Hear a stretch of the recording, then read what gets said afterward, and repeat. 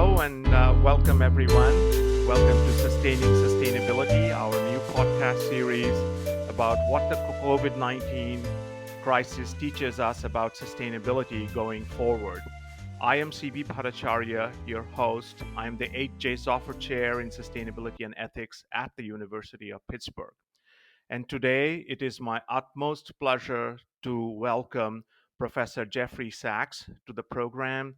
Professor Sachs is an university professor at Columbia University. He's a world renowned economist and director of the Center for Sustainable Development at Columbia University.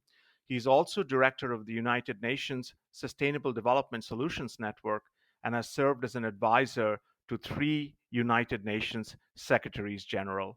Jeff, welcome to the program.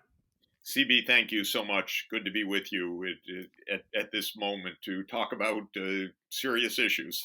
Thank you. Thank you, Jeff. You are based in New York City. Will you share with me and our listeners your brief observations on the COVID-19 situation in New York City? New York City became the epicenter worldwide of this pandemic. And now tens of thousands of people are confirmed infected, and we're seeing a lot of deaths every day. The hospitals are overwhelmed. It's a very dramatic situation.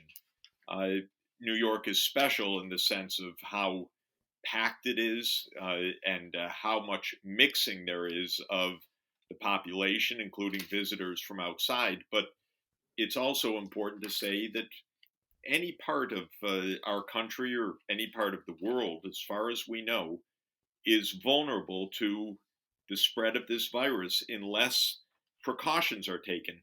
And so one shouldn't look at New York as some case that is completely outside of what might happen in one's own community. New York is farther and deeper in this epidemic, but it's also a warning to other places that haven't received the brunt of the epidemic now to take measures of control.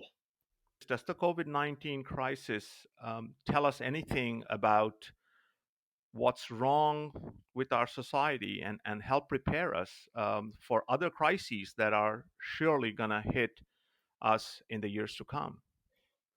Of course it does.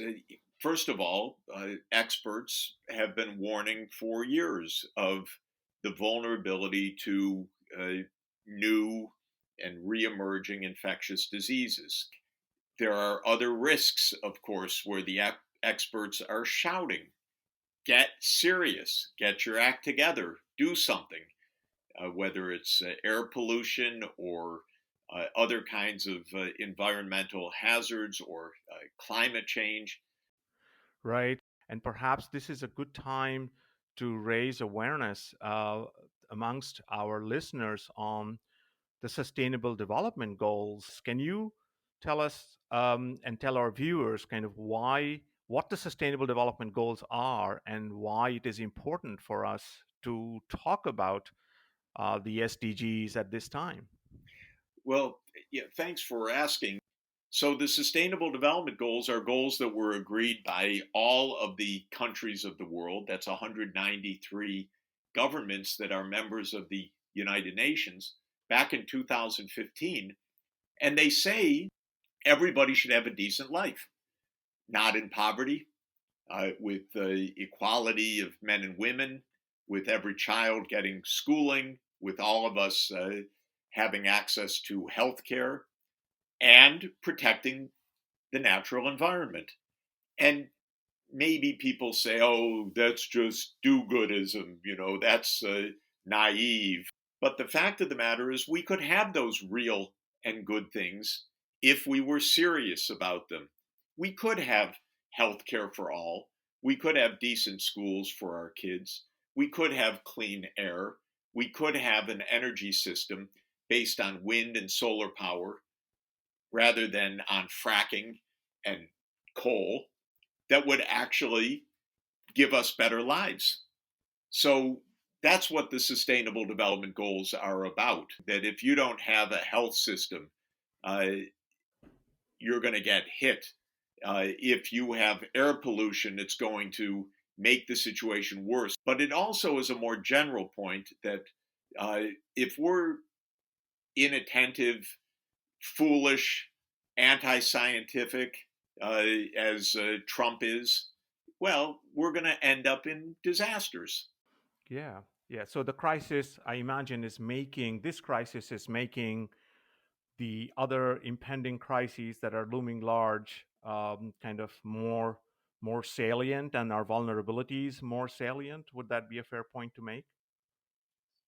First of all, this crisis is pushing poor people into more poverty. Rich people can take protection for themselves. They can stay home. They often have jobs that can be done from home. They have a bank account. They can afford to stay safe for the few weeks or the few months of the epidemic. Poor people, we're hearing all over the country, have to go out. And so this is, like so many other things, also a sign of the injustice of American society. Uh, we have African Americans dying in incredible numbers in the cities being hit. Detroit, my hometown, facing this with a tremendous inequality. Of course, poor people also have what we technically call prior medical conditions. They may have asthma or cardiovascular conditions or others, so that when the virus hits, they're very vulnerable. We're seeing inequality at large. So how might the COVID-19 crisis spur us to take the Sustainable Development Goals decade of action kind of more seriously? This decade, 2020 to 2030, is supposed to be the decade of action on the Sustainable Development Goals. And here we are already with kind of this major crisis hitting us in the early 2020s. I think we should take our lives and our politics more seriously. We should ask questions, have an honest discussion in this country, listen to people who know a thing or two about viruses or about epidemics or about air pollution or about climate change. Uh, that's what I hope we get out of this more serious national discussion. So let me ask you this. Is there a role for companies, assuming that the political system, yes, is indeed insufficient and wanting in many ways, but imagining a scenario where that's really not improved, could corporations take some of these things? I mean, again, looking to the future and talking about the SDGs, could the companies do a few things that would actually help us better prepare for the future? Companies that put society in the first place, that do the things you've been calling for a long time, which is to respect all the stakeholders, whether it's their customers, their workers, their suppliers, their communities. Good companies will do this. Bad companies are the companies that say, my job is to make money no matter what. I don't care if my product hurts my consumers. Companies that just don't care except the bottom line, that say, I'm in it to make money. If it's legal, I'm going to do it. That kind of company is no friend of society. But a company that says, look, I have a good product, good technology, it's good for people, they like it, they're willing to pay for it, but that's because it's good for them. And I have a workforce that is highly motivated because they like doing good things in the world. And I'm a good citizen, and I want my company to obey the law, to pay the taxes, to be responsible, not to do harm. I want to be part of a corporate ecosystem so that my suppliers are also good companies. So I'm not getting my inputs from the destruction of the Amazon or slave labor or bonded labor. That kind of company makes a huge contribution. That's what we need. We need companies that take the 360-degree view and that aren't just after their stock price. There are many wonderful companies too. You've worked with them, I've worked with them, companies like Unilever that said, we are part of sustainable development. We're part of this world. We want to make sure that the agricultural communities that we buy from are doing well. We want to make sure that our products are healthy. We want to make sure that our workforce is well attended to and participates. And interestingly, they went head to head with the hedge fund type company, Kraft Heinz, another company in their sector, the food sector. Let me just say, it wasn't guided by sustainable development principles. And the one that was guided by sustainable development principles ended up doing much better.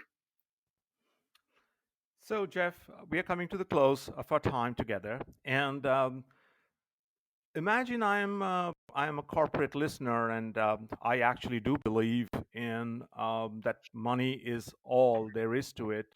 What's the one call to action that you would make for those companies who cannot see anything beyond profit at this point in time?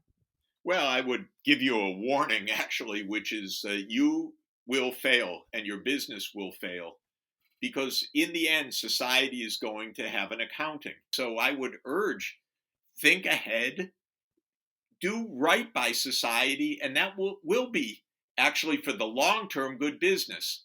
The short term, maybe it's harder work, maybe it's going to cost you some money, but you're going to end up being respected. You're going to end up knowing where the real marketplace of the future lies. You're going to end up not only sustaining the planet, but sustaining your company. Wonderful. And what about those moms and dads and kids and teenagers, all of those who are listening to this podcast, citizens out there? What's the one call to action that you would make for them? Two calls to action. First, stay safe. This virus is dangerous. Don't take it lightly. Be careful. Stay protected. And second, think and demand thinking and honesty of our political figures. We need to ask better questions of ourselves and demand better answers from our politicians. Professor Jeffrey Sachs, always a pleasure to speak with you. Thank you so much for your time. Great to be with you, CB. Thanks so much for doing the podcast. And before I sign off, I do want to say that this podcast is made possible by the help of my colleagues, Leslie Marshall, who's the Associate Director of the Center for Sustainable Business, and Alyssa Martinec, who is the Sustainability Coordinator of the Center for Sustainable Business. I'm your host, CB Bhattacharya, and I look forward to seeing you next week. Bye-bye.